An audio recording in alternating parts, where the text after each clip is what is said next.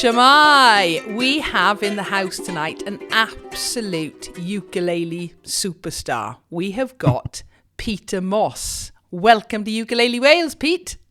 Well, thank you for having me. It's great. And may I just say at the beginning, congratulations on your award for Ukulele Personality of the Year with the Academy of the Ukulele. What was it called? Anarchy. Anarchy, that's it. Yeah. Academy sounds good though, doesn't it? Anarchy of the Ukulele Award. So congratulations on that. Oh, thank you ever so much. Pete is suffering a little bit tonight. He's got a little bit of a cold and tickly throat, but the show must go on, so bear with us. So I'm going to ask Pete a few questions about his ukulele playing and get to know him a little bit more, because even though I've followed him online for years, we've never actually met in person yet, have we? Nope, not yet. One day, hopefully soon. We will. Maybe this year, hopefully. Yes, yeah. Right, okay, Pete, do you want to tell us a little bit about how it all started? Sure. It's quite by accident, actually, because my late father, he played guitar and he played very well, although he didn't admit it. And I was a young lad looking up to him, admiring what he did, and I wanted to have a go. So he put a guitar, this big classical guitar, on my lap, and I kind of was hid behind it. It was just like arm was over the top. It was really funny. And my left hand, of course, wasn't developed enough at the age of 7 to hold the strings down, which were metal at the time. I couldn't hold them down or stretch or anything. It was impossible. But I got so sort of upset about it. My father said, well, I've come across a thing called a ukulele. I don't know a lot about it, but there's a connection between the two. And maybe if I start you off on that, for a few years, you'll put the uke down and then pick up guitar full time, which is what I intended to do at the outset. So I got my first ukulele for my 8th birthday. My parents bought me one, and I laugh at it now. I wish I'd kept it, but it was kind of made out of plastic and plastic fretboard. The intonation was terrible. But again, at that point, I was just playing chords down here, the general sort of chords C, F, and G. Oh, by the way, it was those days. It was 1979, and it was A, D, F sharp, B tuning, not C like we have today. Yeah. Oh, wow. So really, technically, you're the sort of Mozart of the ukulele world then, sort of, a child prodigy and things starting. So, because most of us now, I know I didn't start playing ukulele till I was well in my 40s, and there are a lot of people even older than that starting. So it's wow that you played so young. I've also heard that you were quite good when you were younger as well, and sort of won competitions and things. Am I right? You're right. What it was, being a sort of youngster and really wanting to do something, I worked at it and worked at it and worked at it, and I took things in like a sponge in those days. It's just a shame that nowadays I don't take things in as quick as I used to back then. But it was fantastic to be introduced to so many other people my father introduced me to, who would all show me different things. So I didn't have one tutor. There was several people who my dad took me to. And then it came the first time for a competition, and it was to sing a song and play a little solo. And at that time I was on this plastic soprano ukulele, and it was for up to 10 years old, I think it was. And I won it, and it was in Manchester, and it was fantastic. It was sponsored by the Manchester Evening News. Yes, newspaper. And I won that, and that was the start. I really got the bug then. I enjoyed playing in front of audiences and things. And then I kind of wanted to try different things, different styles. And suddenly I went to the George Formby Society in 1971, and I heard many fantastic Formby impersonators there. The right hand, I couldn't believe what they were doing. But there was one guy there called Ray Bernard. That was his stage name, and he was playing melody. So instead of going da, he'd actually play. So all the melody was coming out at the same time as the chords, which was just amazing. And that was really the start of me playing melody. If I hadn't have gone to the George Formby Society, I would not be doing what I'm doing today, even though I might do one tribute song in my show to George, it isn't a George Formby act. It Right. kind of has a place. But meeting this guy was just it was just one of those moments where eureka. This is the sound I want to do. And more competitions came up. I joined something called the BMG in Manchester. That was a banjo, mandolin, and guitar. And they had a contest for solo ukulele playing, so you couldn't sing. I forget what I did now, but it was something fairly basic. And it was up to the age of 16, that one was, in the north, and I won that. And then it was, where do we go from here? Yeah. And Dad took me to, sorry, you were going to say? All I was going to say, is this still on your little plastic soprano, or is this, have you so you haven't moved on to banjo ukulele? Not yet. Not yet. Right. Okay. Yeah. So then Dad took me to a guy who had an extensive ukulele record collection, and one of the records he played for me was Roy Smeck, and I was amazed by this sound. Yeah. And I've always had a good ear and a good sense of rhythm. And I had one of the, do you remember the old cassette recorders, the portable ones? Yes. Funnily enough, I was going to say, I was looking at one in my classroom today thinking, none of the kids know what that is. Sorry, go on. Well, this was a posh one because it had a microphone as well. Instead of a built-in one, it actually had one. And I remember to this day, we were in this guy's house and he'd got one of these mono Bush record players in like a wooden cabinet. And then he put the record on, pulled the lid down, and there was one mono speaker at the front. And I'm there with a microphone in front recording this amazing sound. And I literally took it home, played it. And then I began to pick out what chords he was actually doing. And not just the chords, but the rhythm as well. And coming back to your point you made before, when did the banjo uke come in? It was about there, because there was another competition, which was for the All England Championship of playing the uke or banjo uke, and I won that. Oof. Which was absolutely fabulous. And that was, again, under 16s. And the year after, I actually won sort of North and South playing the William Tell Overture on a banjo uke, which was just amazing. I read about the William Tell Overture because as a classically trained musician, I love the piece. And I was just thinking, how on earth does that work on ukulele? But it's fascinating. That's the piece. You arranged it. Was it you were about 12 when you actually did the arrangement?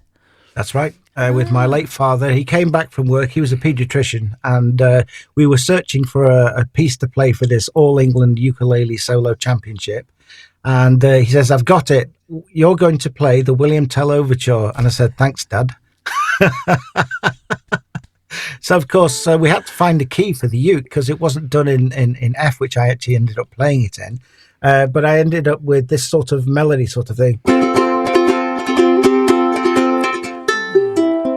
But it's so simple that it had to have more drama. So I'd learned to do a thing called a triple, and I put one on the end. So basically I was... So 1, 2, 3, 4. So it ended up sort of...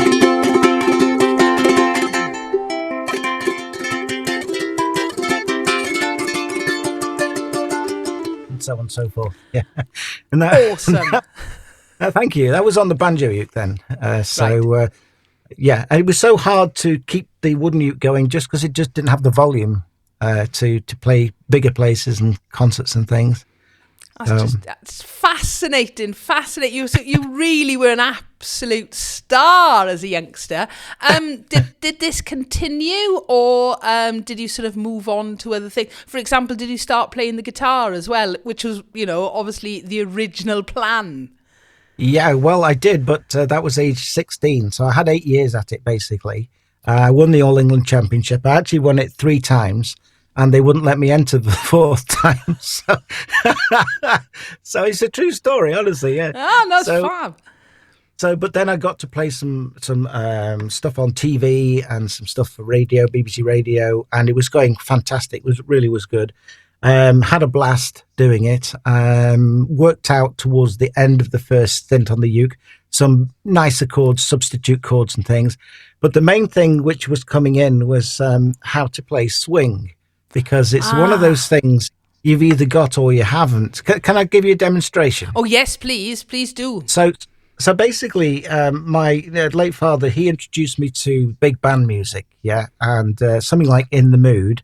What I'm going to do is set a little metronome off, clicking in the background, and I'm going to play it absolutely to the metronome, but not how it should be done. Okay, just to show you how it shouldn't be done. So here we go. Can you hear that? Yep. Okay, this is how you don't do it.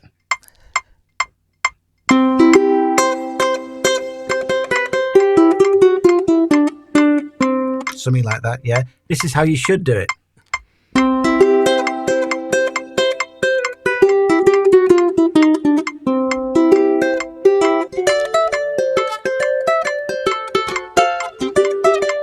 And so on and so forth. And again, with something like Satin Doll, this is wrong. 3, 4.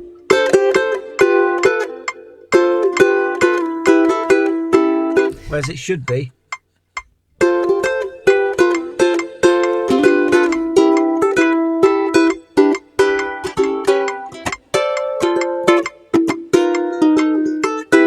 That sort of thing. So towards the end of the first stint, if you like, I just began to explore that and I was having good fun with the swing numbers. Wow. And then 16 came along, and for my 16th birthday, I had my first electric guitar.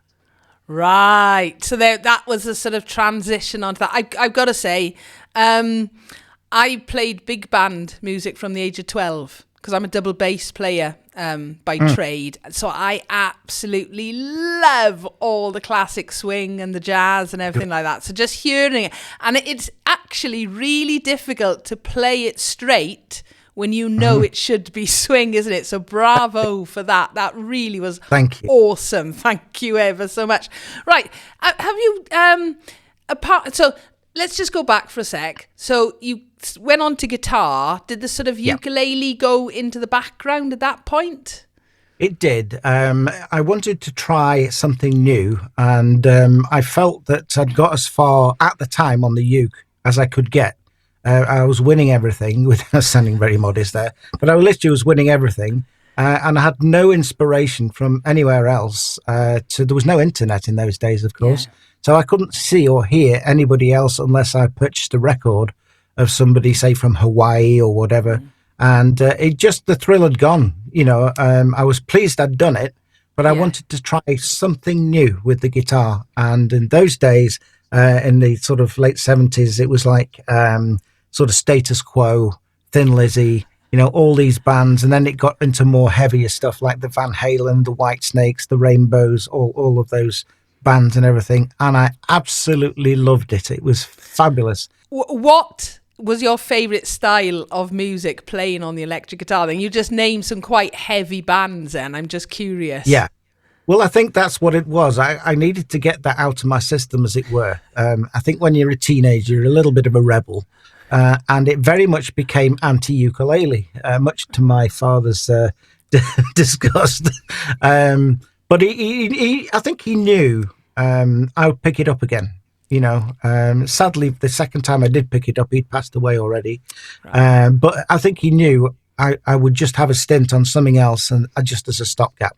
So how long was this sort of stopgap then before you came back into the fold, shall we say? 37 years. Wow. Yes, I think music, though, at the end of the day, it's there and it's always in the background. And even if you're not actively playing, it's just, it's niggling away to the point where little bit similar in that I stopped being a double bass player. I retired when I was 30. I was teaching double bass and cello for years, but then went into the classroom and I wasn't doing much playing. In fact, the only playing I was doing was I played for a swing band and did all that on fretless bass guitar. It was only really when I picked up a ukulele again, 7 or 8 years ago, I absolutely fell in love with it all. And now everything is back to bass because of the bass uke. So your latest stint career-wise, though, you've travelled the world, haven't you, performing? Yeah, it's amazing how it all happened so quickly. And it was really down to my wife, Michelle. We've been married for 38 years now, and she kind of reads me pretty well. And she sort of said that of all the things you play, perhaps the uke is what you're more known for. Perhaps you should have another go. So I went into the attic and got a uke I was playing and a banjo uke, and I just didn't enjoy the banjo uke anymore. I just wanted the wooden uke back. The wooden uke I'd got had perished a bit in the attic, and like they do, you know. Yeah. And she said, look, here's the deal. Your birthday's coming up, and what I'm going to do is I'm going to buy you a uke, but I want you to promise me that if I buy you this, that it's not going to end up in the cupboard, that you are actually going to play it. So I made the promise, pinky promise, and I ended up with an Ibanez electroacoustic. Because one of the reasons that I put the wooden uke down was it had no volume, but now moving forward with technology, now ukes were having pickups in and everything, which was just amazing, and it gave the flexibility just to plug into an amp. And yeah, cool. I've got the feeling I am very impressed by your music setup, your studio, and you're obviously a bit of a gearhead as well in terms of musical equipment and studio equipment and things. So I'm guessing. How long have you had that studio? Did that come before the rebirth of the uke or after? No, much later. Yes. So right. This is in I'd say the last 5 years is where I built this up, and I really have used it as a platform for teaching. So I've got nice audio, hopefully, nice lighting, and one or two toys which I can just bring in at any time, and it's great. It's like, if you could see this, I wish I had a camera I could show you. It literally is a desk full of stuff. But it wraps around. It's instead of like everything being flat, it's like a aircraft cockpit, you know. So, for example, I don't know if you can see this, but let me just say that I've got an iPad over here doing something that's talking to a mixer over there. I've got a phone that's checking what level's coming in, what's going out, etc., etc. Very geeky. So, I would say anybody watching this now, if you're interested in studios, go and watch Pete's video on his YouTube channel, because you've done a studio tour, haven't you? That's it. Yeah, just a brief one. Yeah, I thoroughly enjoyed. Because you asked me, so how did it take off? Well, right. I got the uke and I thought, okay, how am I going to put myself out there? Because there's been this long break. Nobody knows who Peter Moss is. A lot of the more senior people, when I was like between 8 and 16, had passed on, and only there was a handful of people left who knew me. And I suddenly found that the uke scene had already come back in again, like 2 years before, and I knew nothing about it. It was amazing. So I decided what I would do to reintroduce myself is go on to YouTube, use that. And make a series of videos of no more than 2 minutes in length. So I did jazzy ones, I did fast ones, slow ones, anything in between. They were all different, classical as well. And I put them on YouTube and just put my name out there, as it were. But the problem was, nobody still knew who I was. Even though these videos were on YouTube, unless you direct people to them, you know, how would people know? And my wife said, have you tried Facebook? Now, at the time, going back to 2013, it was, Facebook had got a very bad name. And there isn't the levels of protection that there are nowadays. So you could get all sorts of idiots trying to post things and, put derogatory terms on and all the rest of it. And then I learned that there was ways of blocking this, and it was more of a safer environment. And I decided I would have a Facebook page and I would put in links to YouTube on there. But then there was another problem, because I didn't know anybody on Facebook, or nobody knew I was on Facebook. So again, you've got this thing where you've got all these videos, but people didn't know they were there, and people didn't know I was on Facebook. And then a friend came to me, we're in the pub, and he says, isn't there going to be like a ukulele group out there, or something like a club or something like that on Facebook? So I did a search. I couldn't believe how many there were. Could not believe it. Yeah. So then what I did was joined the Facebook group, asked permission, and just put a couple of videos on. And I could not believe the response. It was just phenomenal. Somebody contacted me from Milwaukee, and his name is Little Rev. And he said, I really want you to come to my festival. And it was like the first gig from 9 months before and having nothing on YouTube or anything. And it was in America. I mean, it was just like, wow. Yeah. And what happened was more and more people in those 9 months were actually watching the things I was doing. They couldn't afford to bring me over to the States, but because I was already coming, a lady contacted me from Florida, and her name, delightful lady called Sherry Bruder. And she says, I run a ukulele group where I live, but I belong to 3 others within Florida. It says, if you can come to me before the one in Milwaukee, then I'll take you around all of those clubs. I mean, it was just like a dream ticket. I mean, it was fantastic for exposure, So, and then it was about 1 month before, a guy I'd been trying to contact through a friend of a friend of a friend finally came back to me, and he says, well, when you've finished in Milwaukee, is any chance that you could come to my place in Dayton, Ohio? And it was like, oh my goodness, this is like all happened in like 9 months. Yeah. I got home and somebody contacted me for the first time for Australia. Oh, wow. Yeah. All because I played 6 YouTube things of about 2 minutes. Yeah.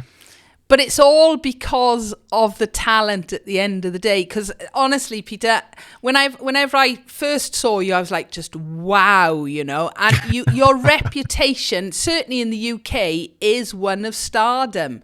Because there are not that many players who've absolutely got not just your skills, but your musicality. And you obviously love it. And that just shines through completely. So you did America. And Australia. What next? So then it was quite funny because there was a festival at the time in the UK at Cheltenham. It was the UK festival, basically. Yeah. And I applied to it, but they didn't know who I was, so I didn't get even a shout at it. And the year later, it closed down because there was a competitor set up called Gnuff. And there wasn't enough bodies to do both festivals, and they decided to call it a day. So I was playing in Florida. I was playing in Houston, Texas. That's another one that happened. In Australia. Then it became New Zealand. I was then started to go to Europe, and I hadn't played in my own country. It was crazy when you think about it. Mad. Yeah, it is totally mad. So skipping forward a little bit now. Yeah, you're a flight artist. Yeah. So obviously you're playing one of your signature models. Do you want to tell us a little bit about how all this has started? Again, by accident. I met Juliana, who's the CEO of Flight, initially at the Czech Festival. But for some reason, I cannot remember the connection. It might have been a passing, hello, I'm Peter, hello, I'm Juliana, and we left. But years later, I was playing in Germany, in Essen, and it was a fantastic festival. And one of the things that they had at the festival was an exhibition hall for ukulele manufacturers to show off all their wares, as it were. And I walked in, and there was this very impressive display over 3 tiers. And there was this very nice lady, Juliana, who it turned out to be. And she knew me, but I'd forgotten her. How bad is that? I don't think I've actually told her this. So when she watches this, she's going to kill me. But she says, would you like to try one of the ukes? And she gave me a tenner. And I played it, and it was part of the Royal series, I think it was called. And I played it, and I said, it's absolutely fabulous. It's nice sound, it's nice weight, it's balanced and everything. And yes, I'm very impressed. I said, but I prefer the concert to the tenor. And she says, hold it right there. And she went to the back and she brought out, I couldn't believe it, she brought out a concert version of the same uke. Wow. Yeah. And it was fabulous. But sometimes when you go in a music store and you think, I've got a bit of time to kill, I'm just going to pick up a few instruments and just see, what they're all like. And you pick up the first one, you think, wow, this is great, But after you've been there for an hour and you've tried half a dozen, if not more, instruments, you go back to that first one and you think, well, maybe it wasn't that good, Well, hand on heart, I went back after 2 hours playing all sorts of instruments, from luthiers who were making like one instrument a year to brands who were knocking out thousands of ukes a year, sort of thing, So And I went back to Juliana and I picked up the Spirit concert again, and I loved it. It was absolutely fantastic. So I became a flight artist at that point. So I was delighted to be with that company and also having a fabulous uke. So this is 2019, and 2020 was going to be huge. That was going to be not exactly a world tour, but it was going to include Australia, New Zealand, going round, perhaps into LA, working my way across the States, then back into the UK, then into Europe. It was going to be massive, yeah. And we all know what happened in 2020. Yeah. Yeah, a lot of things stopped, unfortunately, because of that, didn't it? Yeah. So what happened was I thought, well, for my own sanity, as well as maybe other people's, if they want to watch something, I'll do some free tutorials. So I did. And on my YouTube channel, they're all there still. So I did some 10-minute sections, so you could just watch something for 10 minutes, have a go.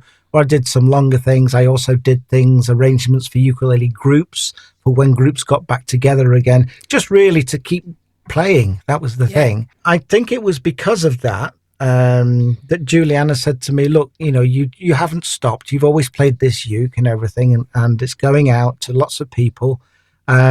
We'd like to build you a uke. So I said, oh, wow, that'd be fantastic. And, when you're not expecting it. And she says, well, what do you want? Well, again, we're not expecting it. I wasn't prepared to say what it was. So anyway, over the next 3 or 4 weeks, we discussed various possibilities and things. And Juliana's husband, Primos, he's got great experience in acoustic instruments and things, and he knows his woods like I don't. I play the uke. He knows the woods which make certain sounds.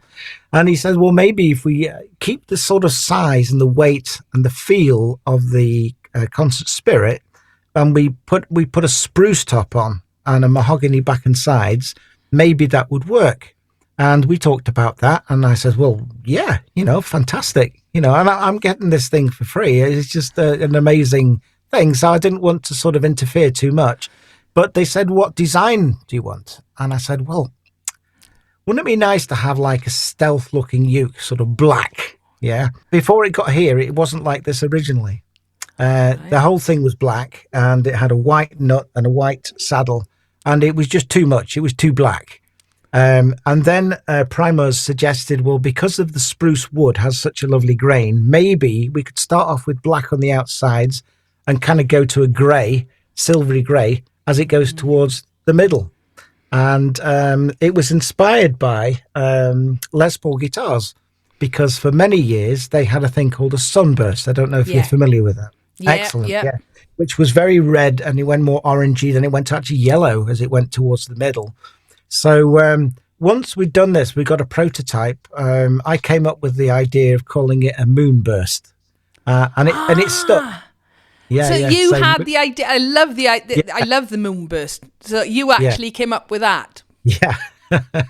So, and it would be nice to have my name on it. So we decided, rather than going crazy and having like Peter Moss all over the fretboard and over here, we just put Moss on the 12th fret, which is just great, and I'm very happy with it.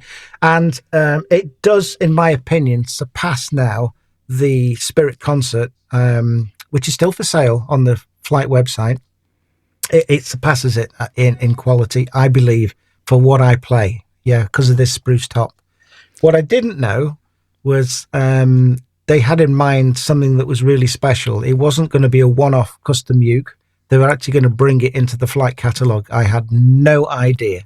Yeah, and it's a popular seller, isn't it? Any idea how many have been sold? Quite a few. Yeah. Quite a few. Yeah, and now it's international. So not just the UK, it's all over Europe. Recently, I did a tour of the Netherlands with Juliana, and we went to the Bax music store, or should I say stores, and we just played in Rotterdam, Amsterdam, all over the Netherlands, just literally promoting the Flight brand. But this uke was there. I think we had 6 or 7 of them on stands. It was fantastic, and what a great feeling to go to another country and actually see your name on a uke. It was just It's absolutely mind blowing. Yeah. you're up there, aren't you? It's suddenly it's like, oh, wow, I am. So you've gone from coming back into the ukulele scene from being unknown to being literally world known, which is just, it is mind blowing when you actually think about it, isn't it? Yeah, Just, I can't believe it. Yeah. And I Yeah. am thinking you did get nominated the signature model for one of the Anarchy in the Ukulele Ukis. That's correct. Yeah. You weren't a winner, but you were definitely nominated, which is just awesome. Yeah, yeah. So, I mean, Flight did very well on those awards, and I'm very happy for the company. It was great. So, who knows next time? But one of the things happened. Two of the shops that have been absolutely brilliant at selling the ukes are World of Ukes in Carlisle and also Southern Ukulele Store. Yeah, those have been, I can say, the main two who've really taken the ukes on board. And thank you if you're watching this. And I actually put a little questionnaire out because I've been in sales for many years for selling various things from cars to you name it. I've tried to sell it. And I did like a little marketing question to both of those stores. And I said, for anyone that picked it up, liked it, but didn't purchase it, what would the main reason be? And you know what came back? What? Too small. We need a bigger instrument. Yeah, we can't manage with the the fret spacings on a concert. Yeah. And I put this to Juliana, and she says, well, because these have taken off so well, why don't we bring out exactly the same instrument, the same specifications, woods and everything, a pickup, everything, so it looks the same, but make a bigger one. And it just so happens I've got one here. Ooh, nice. So it was amazing then to have two different instruments with, I mean, this has got a lot deeper sound to it because obviously the body. And in UK gigs, I actually take both, you know, because I've got certain tunes I like to play with this. And I string this with a low G, whereas the concert is with a high G. But it was going to be built in small numbers originally. I think it was 25. And sorry, bang the microphone.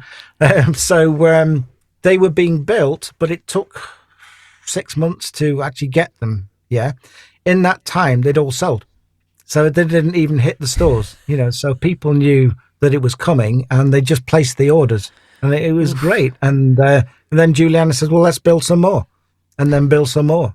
You know, so now to be fair, this is outsold for me. The tenors. Yeah, and but tenors are now available for those who do want the larger size, and I'm so grateful to Flight for taking that on board and listening. You know, so and no doubt you were helping Flight as a brand as well, having such a renowned player, in the company with them as well. It's just absolutely brilliant. Whilst we're talking about Flight, one of my favourite videos of yours is when you play the baritone from the rock series, the Solid Body. Oh yes. Wow, that blew that instantly. I thought, oh yeah, he's a guitarist, but Pete, the actual music you played in that, it's mind blowing. It was just gorgeous to listen to. Did you enjoy playing it? I did because it took me back. Like, because a lot of people know me now as a uke player, which is great, but didn't realise I played sort of more rocky guitar as well, you know. And I was choosing pieces like a Pink Floyd piece called Run. There was a piece by Focused, Sylvia. There was also a bit of Stevie Ray Vaughan, a bit of Gary Moore, and and the Pathfinder baritone really it just worked. It was fantastic, you know. So I was very happy. Oh, no! Without going too off topic, I've now got. Oh, the guitar version. Oh, can you see that? No. Yeah, don't worry. I'll put it on big screen. So that's Jet, isn't it? Is it Jet? It is Jet. The guitars? Yeah. So our next little bit, Pete has very kindly agreed to actually play us a little bit as well. So this is Pete Moss, Ukulele Superstar. It'll all go wrong now.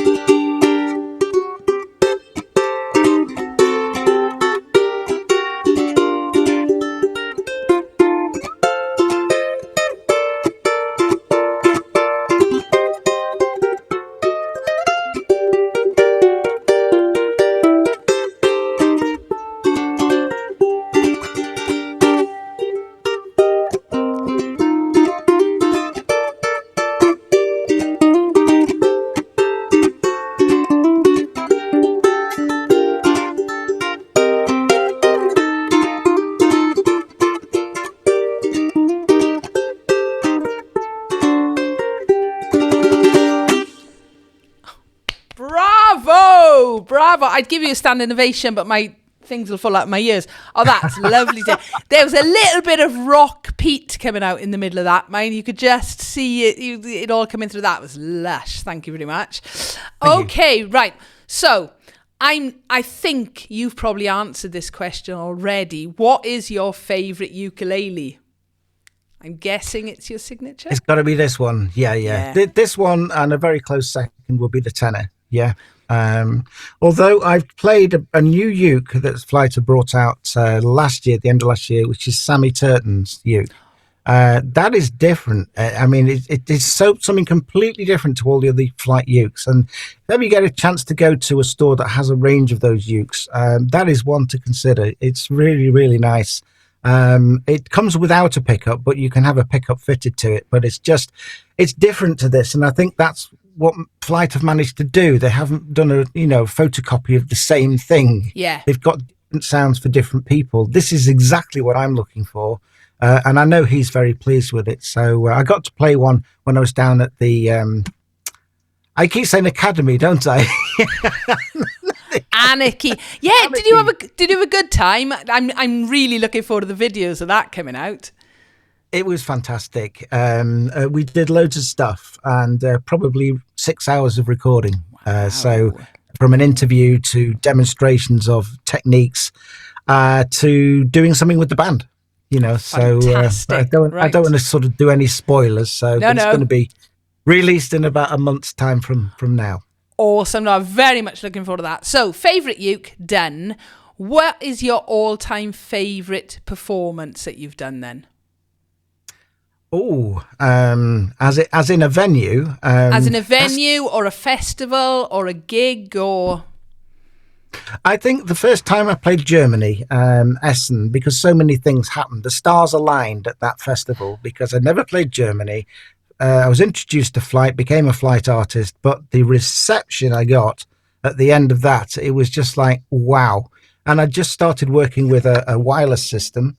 And I got off the stage at the end and I was shaking hands with the front row and the applause just kept on going. And I did a further 2 encores from that point. It was just, wow, what a feeling. And I think afterwards, when I was sort of in my hotel, I was looking at the ceiling thinking, this didn't happen. It was just something you worked towards for years and years and years.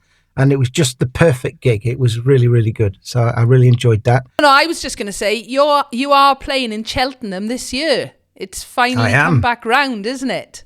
Finally, yes. So very much looking forward to that. Sorry, you were about to say something before I butted in then. Was that to do with favourite performances or...? Yeah. One is one I'm going back to this year, which is in southern Italy, and it's in a place called Monopoly, but they've incorporated the ukulele name, and it's Monopolele. It's amazing, yeah.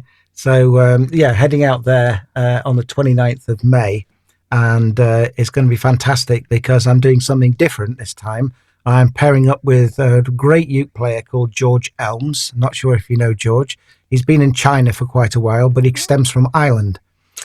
Great player, and we're putting something together which hopefully will bring the house down, and so we're working hard on that together. But when I played it the first time, again, it was just a wonderful reception and a memorable gig that I just never forget. It was just super. Fantastic. Have you got anything else lined up apart from sort of Mediterranean and things? Are you doing a lot of cruise ships as well, I believe, at the minute? Well, that's something new, and I'm really enjoying it. The Fred Olsen Cruise Line wanted something for the passengers to do on sea days, to keep them occupied. And typically what's happened over the last 25 years, there's always been an art class. Yeah. Sometimes there's a drama class, sometimes there's a sculpture class, and blah, blah, blah, blah, blah. Somebody had the idea, well, why don't we, because the ukulele is so popular, why don't we have a ukulele class? And they provided all the ukes. So there's 40 ukes there, just ready to be picked up. And you don't know how many people are going to come through, like for the first one. And we were ready with 20 ukes tuned and 40 people turned up. It was amazing. And a lot of these people, a lot of these people hadn't played any instrument before, never mind a ukulele. So we were doing things with simple 3 chords, then 4 chords, then 5 chords, etc., and had a blast. And that was in January of last year, and that was going up the coast of Norway. And I recently, October of last year, did one in the sort of Canaries sort of thing, which is a lot warmer. and again, had about 40 people who all did a concert at the end. And to be honest, I was so happy for them. There was a tear in my eye, because it was fantastic. They just really went for it. They were so passionate, and they really wanted to do a great job, and they did. I think there's a couple of clips on YouTube of that as well. Oh, I'll have a little look at those, because my mum goes on cruises quite a lot. Yeah. And all the recent ones, she's come back going, there's ukulele, there's ukulele. And every time I'm like, right, who was running it? Was it a guy with white hair? And she'd be, no, it was a woman with curly dark hair.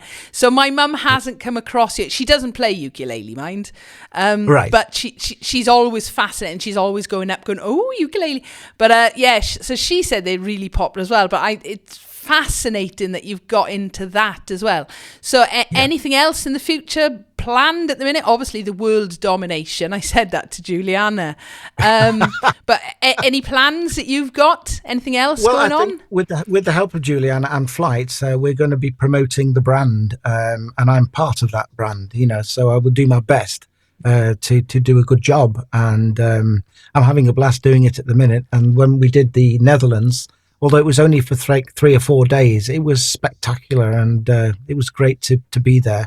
And I mean, how many CEOs of ukulele companies would actually go and do a tour like that and follow the artist round?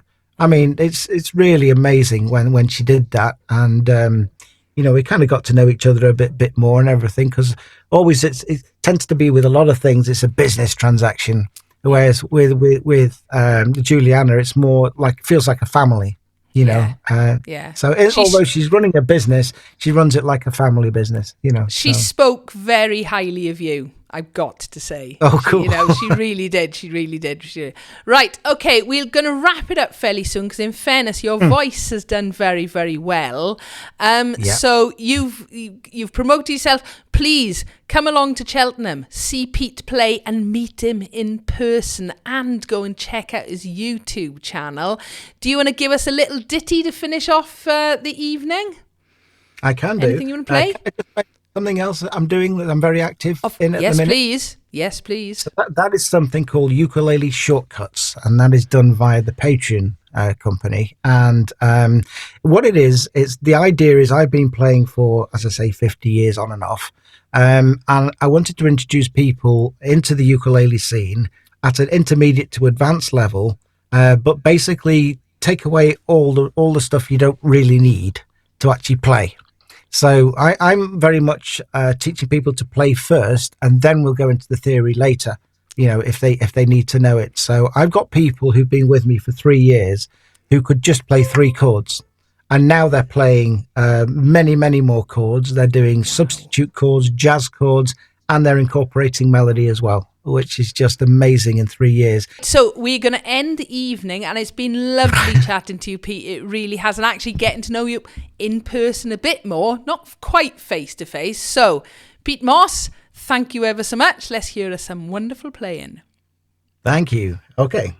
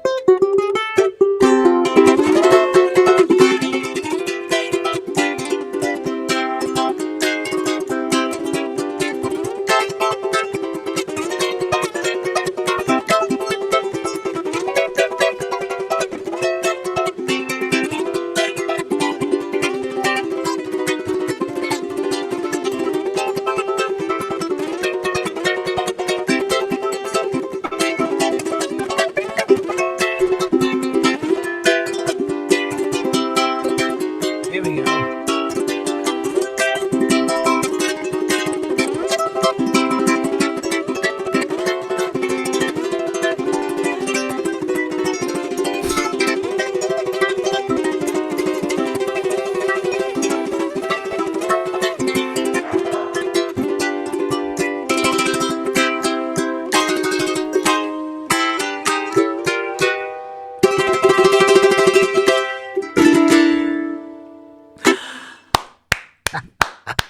Awesome. Peter Moss, thank you ever so much. That was brilliant. Thank you for having me. Wow, that was incredible. What a nice guy and what a talent too. Oh, thank you, Pete Moss. That was really, really nice. Now, I haven't actually met Pete in person yet, and that's the first time I've managed to have a chat with him as well. So thoroughly enjoyed and can't wait to meet him in person later this year. Go and check out Pete's YouTube channel. You can find him on Facebook as well. I'm sure you're going to learn something from him, but wow, what a fascinating story, and a long time ukulele player. Incredible. I do hope you've enjoyed that as much as I did. As always, if you've any comments or questions, please feel free, leave them below. Give us a like if you enjoyed, and don't forget to subscribe so you don't miss out on new videos. Thank you for watching.